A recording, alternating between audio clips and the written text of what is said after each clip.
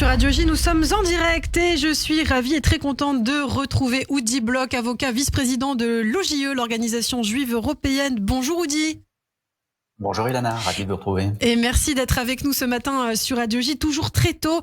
Et ce matin, vous souhaitiez nous parler de la France insoumise. C'est vrai, on en parle en proie à certaines idées fixes.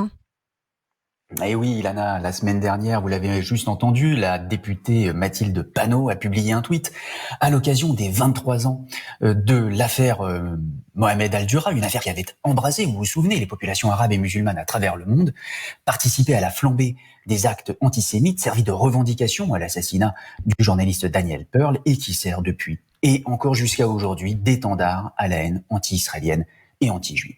Alors, en affirmant dans ce tweet avec la photo de Mohamed Al-Dura que, je cite, « La fin des crimes et de l'occupation coloniale de l'État d'Israël est un préavis à la paix », Mathilde Panot publie un message à la fois faux et dangereux. Alors, pour quelle raison, justement, Oudi ? Eh bien, tout d'abord, parce que personne ne peut certifier que cet enfant a été tué par des balles israéliennes plus que par des balles palestiniennes. Ce serait même le contraire vu les angles du tir. Mais il y a d'autres interrogations plus nombreuses et plus troublantes qui se posent, que je n'ai pas le temps de développer, sur la réalité de ce qui s'est passé au carrefour de Netzarim le 30 septembre 2000. Et je renvoie pour cela à la longue enquête des journalistes allemands de la chaîne ARD qui donne un éclairage très intéressant. Mais au-delà de ça, quand on sait le nombre d'agressions, de meurtres, d'attentats antisémites pour entre guillemets, venger les enfants palestiniens. Je vais vous citer Ozar Torah à Toulouse, l'Hypercacher, sans parler des autres. Elle ne se dit pas, Mathilde Panot, que son tweet pourrait entraîner de nouvelles violences anti-juives. Et enfin, prétendre que la fin des crimes et de l'occupation coloniale de l'État d'Israël est un préalable à la paix, c'est oublier que les pogroms anti-juifs de 1920 à Jérusalem et de 1929 à Hébron, deux exemples parmi tant d'autres, qui ont fait des dizaines de morts et des centaines de blessés juifs, ont eu lieu avant même la déclaration d'indépendance de l'État d'Israël en 1948, alors qu'il n'y avait ni occupation ni colonisation. Cela signifie quoi ? Eh bien que l'explication aux violences palestiniennes n'est pas la prétendue colonisation ou occupation, mais bien la haine antisémite. Et pour l'anecdote, le même jour que son tweet, le 30 septembre dernier, on commémorait les 82 ans du massacre de Babi Yar. 33 771 juifs, hommes, femmes, enfants, assassinés par les nazis et leurs collaborateurs ukrainiens. Je n'ai pas vu de tweet de sa part à ce sujet.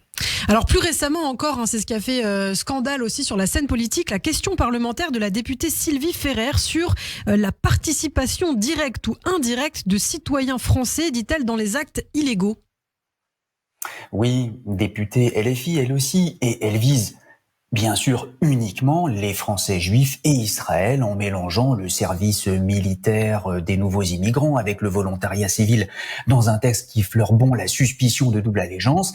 Un grand classique. En début d'année, vous vous souvenez, Ercilia Soudet, autre députée LFI, avait également posé une question au gouvernement pour s'assurer, je cite, que la France ne fasse pas bénéficier de la sécurité sociale aux Français participant à la colonisation de la Palestine. Cette obsession maladive pour Israël confirme qu'il est devenu impossible pour l'extrême gauche de faire de la politique sans aller faire du racolage pour obtenir les votes pro-palestiniens, probablement en vue des élections européennes à venir. Cette façon de prendre à partie les Juifs de France contribue à banaliser et donc à renforcer un antisémitisme toujours plus virulent. Ne pas le dénoncer, c'est en être complice. Eh bien, merci beaucoup, Oudi Bloch, en tout cas, pour toutes ces explications, ces précisions. On peut retrouver, bien sûr, cette chronique en podcast sur notre site internet radioj.fr. On se retrouve, dans 15 jours sur Radio J. Le 6-9.